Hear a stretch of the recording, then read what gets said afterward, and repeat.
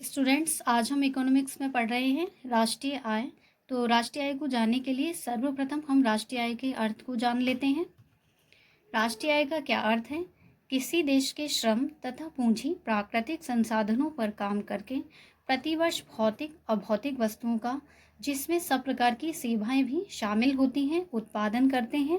यही उस देश की विशुद्ध वार्षिक आय या लाभांश है।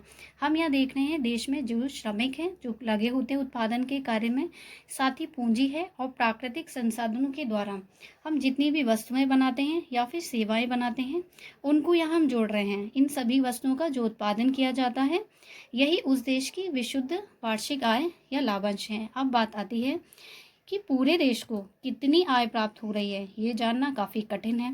तो इसके लिए हर एक व्यक्ति को कितनी आय प्राप्त हो रही है, ये भी जानना बहुत कठिन है।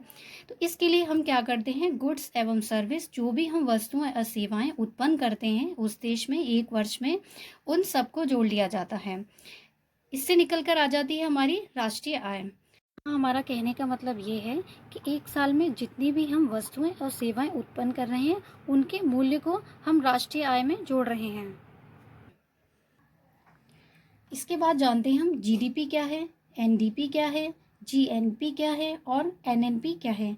क्योंकि राष्ट्रीय आय का जब हम अध्ययन करते हैं तो राष्ट्रीय आय में इन सारी चारों चीज़ों को ही कैलकुलेट किया जाता है। सबसे पहले जानते हैं जीडीपी, जिसको हम बोल रहे हैं ग्रॉस डोमेस्टिक प्रोडक्ट। जीडीपी का जो है ग्रॉस, उसका मतलब है टोटल, डोमेस्टिक का मतलब है घरेलू, और प्रोडक्ट का मतलब जो हमारी गुड्स एवं सर्विस, जो कि हम वस्तुएं और सेवाएं उत्पन्न कर रहे हैं, उनको बोला गया है। तो इसमें हम शब्द ध्यान रखेंगे घरेलू, मतलब हम देश के सीमा के अंदर उत्पन्न होने वाली वस्तुओं की बात कर रहे हैं। इसमें आप देखिए कि देश के अंदर जितनी भी वस्तुएं और सेवाएं हो रही हैं, उनके मूल्य को हम जीडीपी में जोड़ रहे हैं। अब बात आती है कि क्या केवल भारत के लोगों द्वारा जो वस्तुएं उत्पन्न की जा रही हैं, हम उन्हीं को जोड़ेंगे? अपने देश की सीमा में उत्पादित सारी वस्तुओं व सेवाओं के मूल्य के योग को जीडीपी कहते हैं। यह ज़रूरी नहीं कि देश में उत्पादन विदेशी या स्वदेशी द्वारा हो। मैटर ये रखता है, यहाँ हम केवल इतना ध्यान रखेंगे कि उत्पादन हमारे देश की सीमा के भीतर होना चाहिए। अब चाहे वो भारतीय द्वारा किया जा रहा हो या फिर विदेशी द्वारा किया जा रहा हो। यहाँ पर अगर किसी अमेरिका के व्यक्ति ने हमारे उत्पादन कार्य में सहयोग किया है और भारतीयों ने भी किया है, तो दोनों का ही जो सहयोग है हम उत्पादन में कैलकुलेट करेंगे, मतलब जीडीपी में कैलकुलेट करेंगे। इसके बाद अब देखिए जीडीपी का जो फॉर्मूला है, C+G+I+NX। क्या है ये? C मतलब कंज्यूमर स्पेंडिंग जो करते हैं, और G है गवर्नमेंट स्पेंडिंग, I का मतलब है इन्वेस्टमेंट जो किया जाता है, और NX मतलब है नेट एक्सपोर्ट।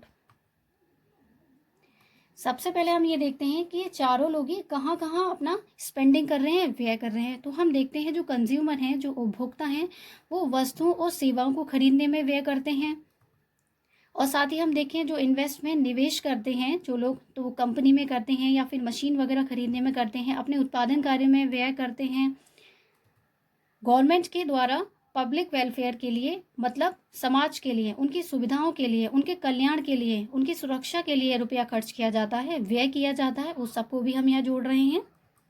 और जो लास्ट है हमारा एनएक्स, इसमें हम एक्सपोर्ट और इंपोर्ट पर जो व्यय किया जाता है उसको प्लस करते हैं। इन चारों को ही प्लस करके हमारा जीडीपी भी निकल कर आ जाता है। सकल घरेलू उत्पाद जीडीपी को एक बार हम फिर से जान रहे हैं। एक लेखा वर्ष में किसी देश की घरेलू सीमा में सभी उत्पादकों द्वारा जितना भी अंतिम वस्तुओं और सेवाओं का उत्पादन होता है, उनकी बाजार कीमत के जोड़ को घरेलू उत्पाद, सकल घरेलू उत्पाद जीडीपी कहा जाता है। जीडीपी बराबर है एक वर्ष में देश की सीमा में कुल उत्पादित अंतिम वस्तुओं और सेवाओं का मूल्य।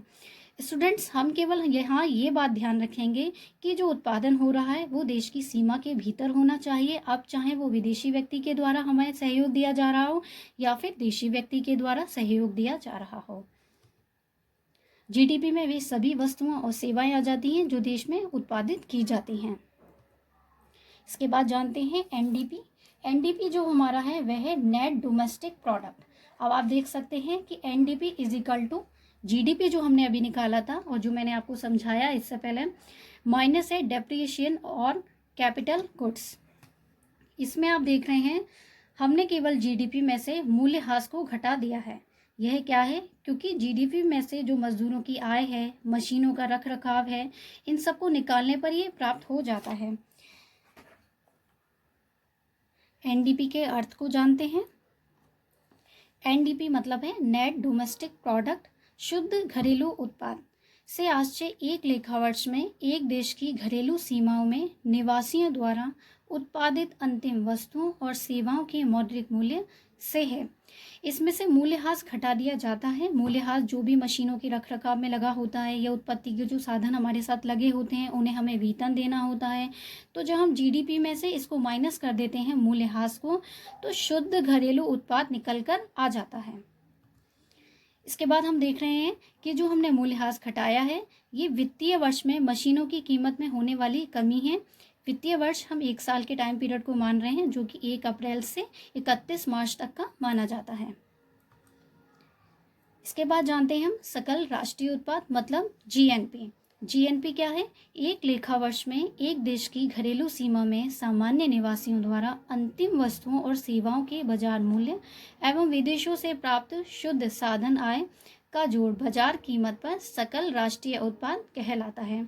इसमें आप देखिए जीएनपी बराबर जीडीपी प्लस विदेशों से प्राप्त शुद्ध साधन आय। आपने जीडीपी में देखा होगा हमने केवल एक देश की सीमा के भीतर के उत्पाद को जोड़ा था, लेकिन प्लस इसमें जो जीएनपी में हम कर रहे हैं, एन आप ध्यान रखिए हम राष्ट्रीय की बात कर रहे हैं। अब उत्पादन जो किया जा रहा है वो विदेशों से प्राप्त शुद्ध साधन आय को भी हम इसमें जोड़ रहे हैं। कैसे? जो जीएनपी है देश के नागरिकों द्वारा उत्पादित वस्तुओं व सेवाओं के मूल्य को योग है, जीएनपी कहलाता है, चाहे वे भारतीय द्वारा विदेशों में अर्जित आय हो। इससे हम ये कहना चाह रहे हैं कि जो भारतीय है वह रहने वाला भारत का है। अब चाहे वो विदेश में रह के सहयोग कर रहा है उत्पादन में, विदेश में रह के जो भी आय प्राप्त कर रहा है उसे हम जीएनपी में ही जोड़ेंगे। एक्स मतलब है विदेशों में भारतीय द्वारा अर्जित आय है और एम मतलब है विदेशियों द्वारा भारत में अर्जित आय। तो इसे हमने प्लस तो कर लिया है जीडीपी में, केवल विदेशों में भारतीय द्वारा अर्जित आय है, लेकिन माइनस जो हमने इसमें से किया है जो विदेशियों द्वारा भारत में अर्जित आय हुई थी, जो कि हमने जीडीपी में से माइनस नहीं किया था, लेकिन जीएनपी में से हम इसको माइनस करेंगे।